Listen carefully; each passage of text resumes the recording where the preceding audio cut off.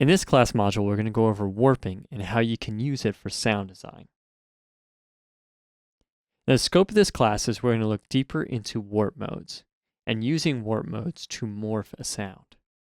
Also, we're going to look at vocal correction with warp modes and stretching, as well as creative percussion and a very important technique called resampling.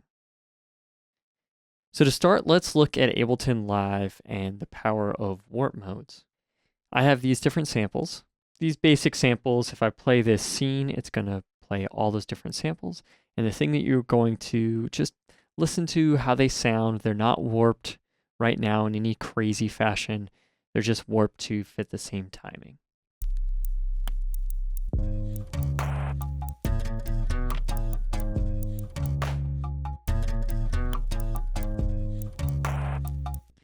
Now I'm going to play some different versions of those same samples, but they've been warped creatively through either beats mode, we've got complex mode, or all these different types of warp modes to create a new sound.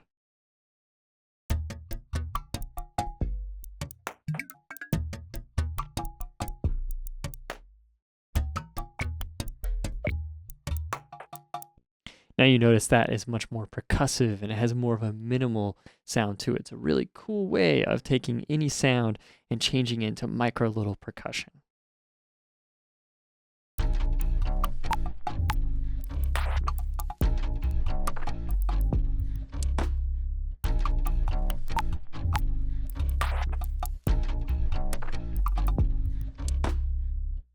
Now in that one I did similar things of making micro percussion, but also stretching them to create weird little new rhythms, as well as messing with the guitar riff to make it much lower.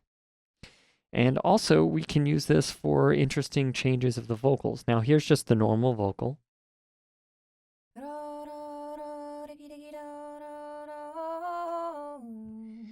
And here's one change to more of a male vocal.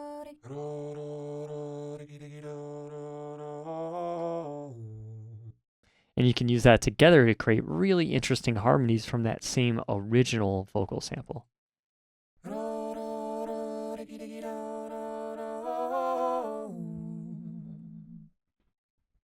And that's another basic way of using transposition as well as warp modes to create cool, unique, new sound design. So now let's look into Live and how we can start using these types of techniques. Now, the first thing we're going to have to talk about is what are warp modes. Every time you stretch audio, you have to add information to fill in the gaps.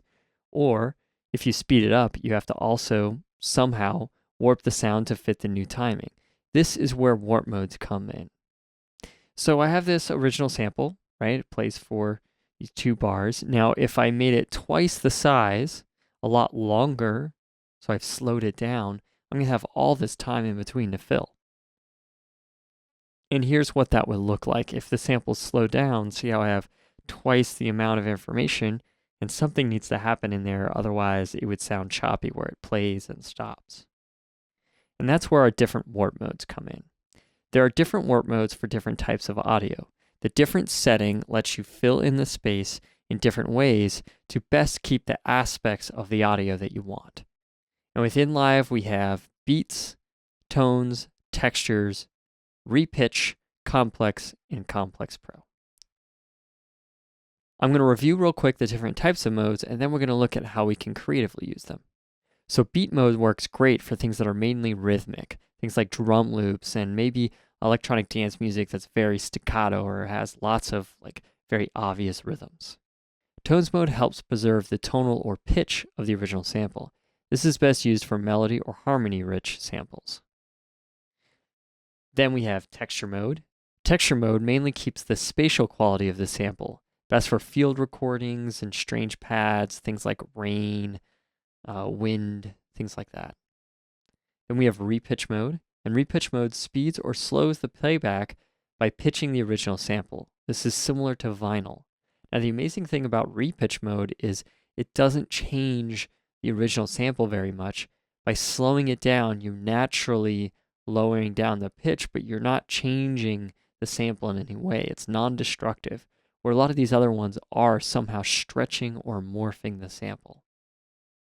Then lastly, we have complex and complex pro mode. Complex mode is warping method specifically designed to accommodate composition signals that combine the characteristics covered by other warp modes. It works well for warping entire songs. So in other words, if you have an entire track, it's going to use all these different mathematical concepts and algorithms to look at beats and tones and textures and things like that and warp it appropriately, automatically, to make the whole song slower or faster. Complex Pro is an updated version that is more CPU intensive, but it's also a lot better for vocals or transposing. And we're going to look at the creative use of Complex Pro because I find that one to be really interesting. So those are the basic modes. Now that we've reviewed the different warp modes, in the rest of the videos, we're going to look at how we can creatively use these modes in our own music production.